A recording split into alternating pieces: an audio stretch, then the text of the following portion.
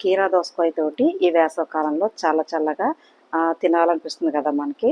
ఒక వెరైటీ ఎలా చేయాలని చూద్దాం. మార్కెట్లో కూడా బాగా దొరుకుతుంది ఈ వేసవికాలంలో. డెఫినెట్గా మీరు ట్రై చేయండి. ఈజీ, 5 నిమిషాల్లో అయిపోద్ది. దీన్ని మీరు చపాతీకి సైడ్ డిష్గా తినొచ్చు, అన్నంలోకి సైడ్ డిష్గా తినొచ్చు, కలుపుకోవచ్చు, లేదా ఉత్తిన సలాడ్లో కూడా తినేయచ్చు.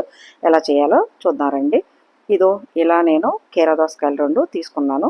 ఇవి మార్కెట్లో మీకు ఇప్పుడైతే ఇంకా బాగా దొరుకుతాయి కాబట్టి ఇలా తీసుకోండి. తీసుకొని దీన్ని చేదు ఉంటుంది, ఒక్కొక్కసారి చేదు చూసుకోండి, ఒక్కొక్క కాయ చేదు వస్తుంది అనమాట. అది మనం చూసుకోవాలి. ఇప్పుడు ఇలా కట్ చేసుకొని మొత్తం దీన్ని చిన్న చిన్న ముక్కల కింద 2 కూడా కట్ చేసేసుకోవాలి.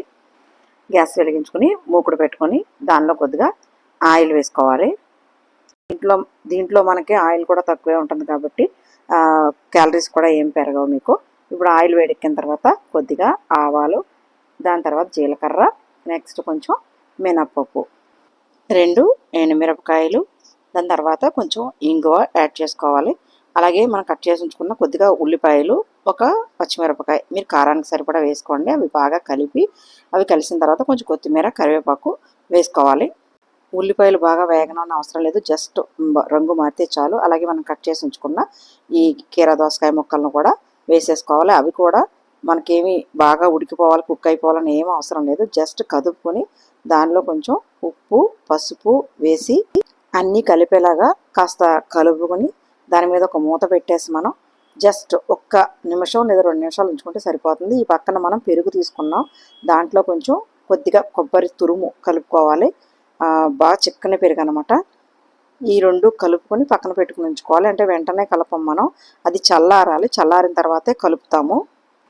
ఇప్పుడు ఇది ఉడికిపోయింది, బాగా ఉడకనవసరం లేదు, జస్ట్ మనకి కొంచెం సాఫ్ట్ అయితే చాలన్నమాట. ఇంకా తీసేద్దాం. నేనైతే ఆఫ్ చేసేస్తున్నాను ఇది. ఇప్పుడు ఇది త్వరగా చల్లారాలంటే కనుక వేరే గిన్నెలోకి మనం మార్చుకుంటే ఒక 10 నిమిషాల్లో చల్లారిపోతుంది. దాంట్లో మనం ఈ పెరుగు కలిపి ఉంచుకున్నాం కదా, దాన్ని కలిపేయాలన్నమాట. అప్పుడే మనం ఉప్పు అవి చూసుకుని ఉంటే సరిపోతుంది. ఇంతేనండి. ఈ వేసవకాలానికి తగినట్టు మంచి కీరా దోస, దీన్ని వెల్లుల్లికాయ అంటాం, డిష్ రెడీ అయిపోయింది తినడానికి. ఇది చల్లారడానికి కాస్త టైం పడుతుంది కానీ అయిపోవడానికి మాత్రం 10 నిమిషాలు చేయడానికి.